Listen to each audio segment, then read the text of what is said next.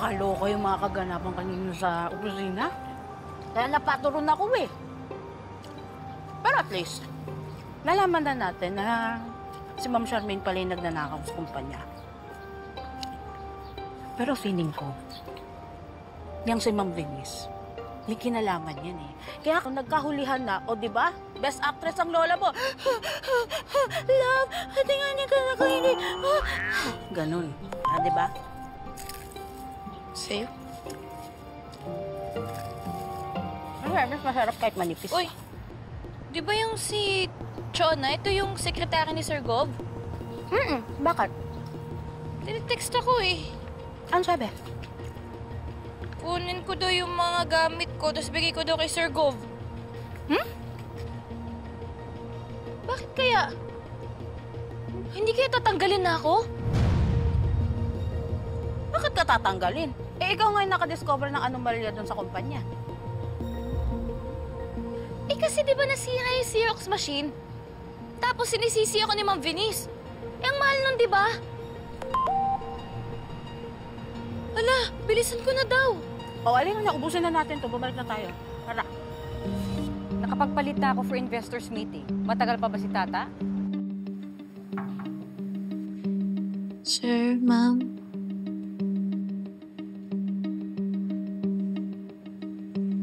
Excuse me po. Sir, ito na po yung gamit ni Tata.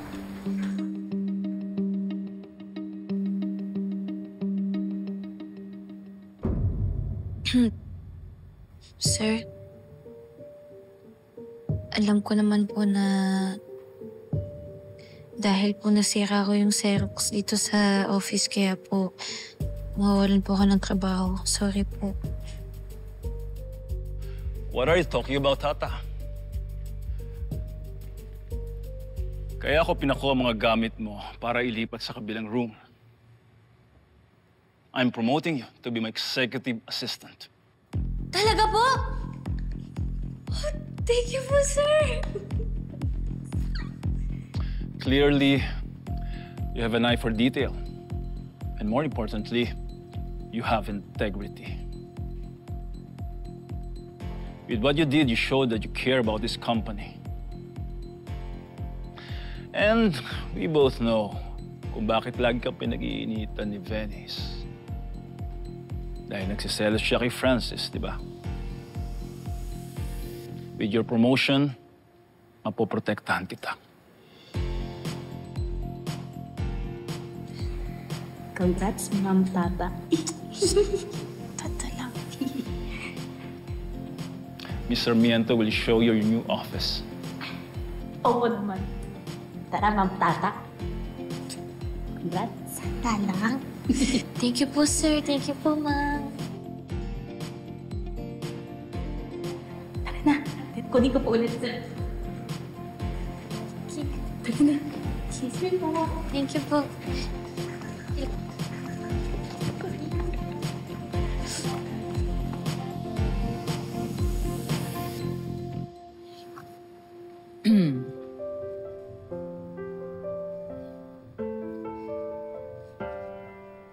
Greg, I just want to remind you, nakatatanggal lang natin ng isang empleyado dahil sa sobra nating pagtitiwala. Iba ang tingin ko kay Tata. For some reason, magaan ang pakiramdam ko sa kanya. Well, sana nga tama ka. Oh, what are you busy with?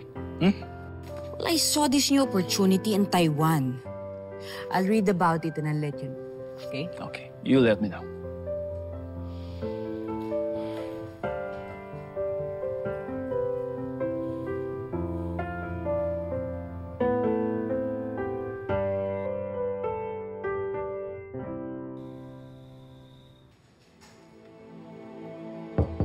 Sir, si Emil po. Emil, pasok. Sir Gov, natunto na po namin ang kinaroroonan ng taong pinapahanap mo. Si Maria Carmen Agoncillo. But unfortunately, napag-alaman po namin na pumanaw na siya. Pero nahanap po namin ang kanyang puntod. Patay na si Carmen?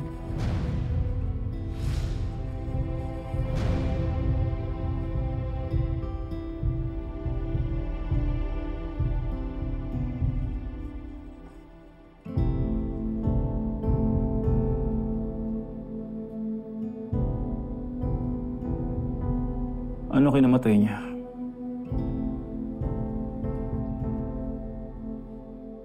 Ayon po sa informant, namatay po siya sa sakit sa baga.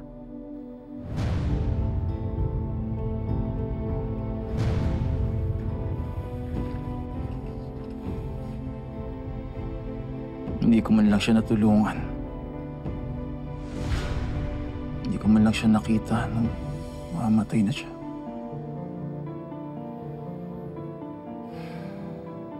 Nang huli kami magkita ni Carmen, buntis siya. Pinilit kong hanapin siya pero hindi ko na siya nakita. Emil, dapat kong makita ang anak ko kay Carmen.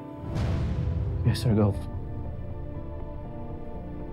Gusto ko mabigyan siya ng magandang buhay.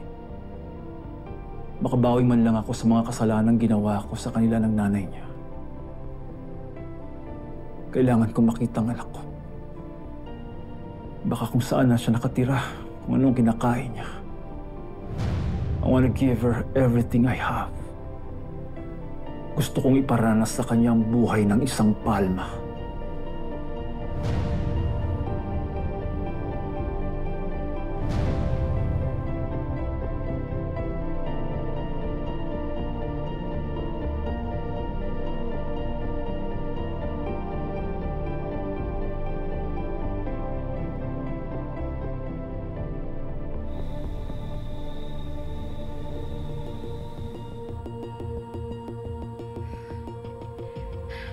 How can we be so sure na hindi tayo idadawit ng Shermaine na yun sa kaso niya? Hindi tayo pwedeng makasuhan at makulong kasama niya.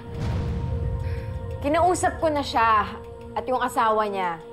Hindi sila magsasalita basta babayaran natin yung abogado at magsusustento tayo sa anak niya. Ako na bahala. Hindi dapat nangyari to eh. Kung hindi nagbida-bida yung tata na yan.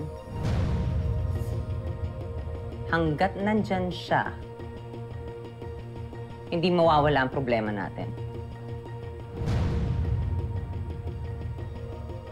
Getting rid of her from that company is not enough. Kasi I'm sure, hahanap yan ng paraan para umiksena pa rin sa amin ni Francis. Kung gusto niya tayo ipakulong, pues, uunahan na natin siya.